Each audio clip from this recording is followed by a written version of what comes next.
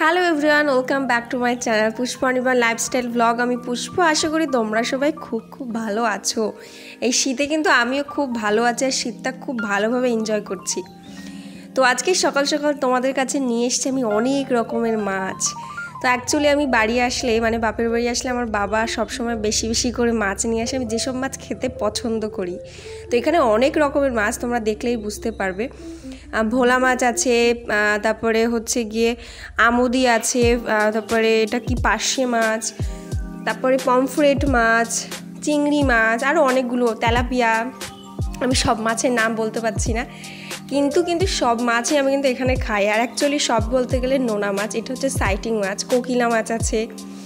তো মাছগুলো কিন্তু সবগুলো মা আর আমি দুজন মিলে কেটে নিচ্ছি, তোমাদেরকেই দেখাচ্ছি। দেখানোর পরে কিন্তু আমি সব মাছগুলো পরিষ্কার করে কেটে নিয়েছি। তারপর বাবা শিঙি মাছও এনেছে, অনেকে এটাকে জেল মাছও বলো হয়তো। আর হাতে কটা আছে ট্যাংরা মাছ। এখানে কিছু বরবটি পেকে গেছিলো, মানে বড় হয়ে গেছিলো, তো আমি সেগুলোকে তুলে রেখেছিলাম। আর তোমাদের যে গাছগুলো আমি প্রথমে দেখিয়েছিলাম না, তো দেখো এই আলু গাছগুলো কতটা বড় হয়ে গেছে। তো তারপরে সকালে খাওয়া দাওয়া শেষ করে চলে আসলাম কলা গাছ। আমাদের বাড়ির পাশেই হচ্ছে কলা গাছ, এটা আমাদেরই গাছ। তো মা আর আমি একটু ডয়রা কলা নেওয়া বলেই গিয়েছিলাম।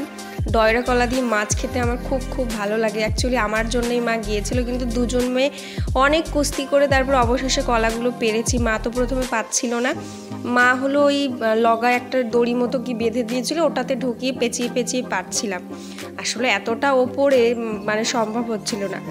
তারপরে ছটপট করে মাছগুলো সব ভেজে নাও। এখানে আজকে চিংড়ি মাছ, পার্শে মাছ আর আমুদি মাছ। আমুদি মাছকে অনেকে ফ্যাসা মাছও বলো, তোমরা কে কি মাছ বলো আমাকে জানিও।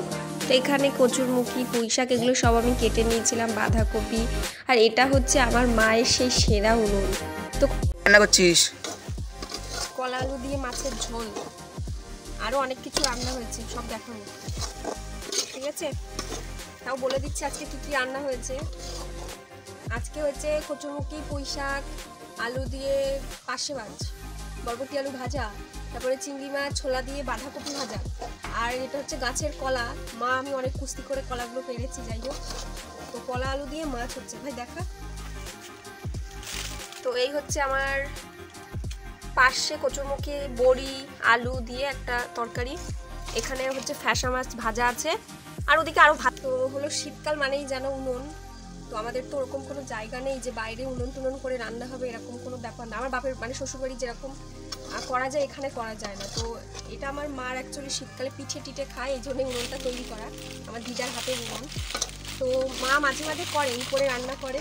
তো আজকে আমি একটু মায়ের হাতে হেল্প করে দিলাম, আমি আজকে রান্নাগুলো করলাম। যাই হোক, দেখা যাক কেমন লাগে খেতে, তোমাদেরকে তো অবশ্যই জানাবো। আর তো ঠিক আছে, পরে তোমাদের সাথে কথা হচ্ছে, ব্লগটা কন্টিনিউ দেখতে থাকো। তো দুপুরে খাওয়া দাওয়ার পরে বিকেল তো গড়িয়ে চলেই গেল, খাওয়া দাওয়ার কিছু তোমাদের সাথে শেয়ার করতে পারলাম না, কিন্তু তরকারিগুলো কিন্তু খুব সুন্দর হয়েছিল। তারপরে সন্ধ্যাবেলায় চলে গিয়েছিলাম তেলের পিঠে করতে। অনেকে কিন্তু তেলের পিঠেকে তোমরা গালফোলা পিঠে বলো। তো আমি হলো সেদ্ধ চাল কিছুটা ভিজিয়ে রেখেছিলাম, আর এই পিঠেটা কিন্তু হচ্ছে সম্পূর্ণ সেদ্ধ চালের। আর মা খেজুরের গুড় নিয়ে এসেছিলো। তো খেজুরের গুড় দিয়ে পিঠে জাস্ট অসাধারণ লাগে, আর পিঠেগুলো এত সুন্দর ফুলছিল, তোমরা দেখেই বুঝতে পারছো। আর আমি কিন্তু মায়ের মতো পিঠে বানানো শিখে গেছি, আর সব রকম পিঠেই আমি বানাতে পারি। তোমরা কে কি কোন পিঠে খাও বা কোনো রেসিপি জানতে চাইলে আমাকে অবশ্যই কমেন্ট করো, আমি কিন্তু তোমাদের কাছে বানিয়ে শেয়ার করব। তো আমি সব কিছু করে দিয়েছিলাম, মা এখানে পিঠেটা বসে দিয়ে তাহলে আমিই ভাজি, আর আমি এই যে ফুটো করে করে তুলছিলাম। তো বন্ধুরা, তখন আমি তোমাদেরকে দেখালামই। তো ওই পিঠেগুলো হয়েছে অ্যাকচুয়ালি কি বলি, সেদ্ধ চালের, আতপ চালের না। কতটা ফোলা হয়েছে তোমাদেরকে আমি দেখাচ্ছি, না কাছে নিয়ে ক্যামেরাটা। তো এই দেখো কতটা ফোলা হয়েছে আর নরম মুচমুচে, আর ভেতরটা দেখো কত সুন্দর। তো সারাদিন হচ্ছে গিয়ে কী করেছি সব কিছু তোমাদের সাথে শেয়ার করেইছি। তো এখানে আমি ভিডিওটা শেষ করব। তো প্লিজ সবাই চ্যানেলটিকে সাবস্ক্রাইব করে দিও, আর লাইক কমেন্ট শেয়ার করতে কেউ ভুলো না। আর কেমন হয়েছে ব্লগটা অবশ্যই আমাকে কমেন্টে জানিও।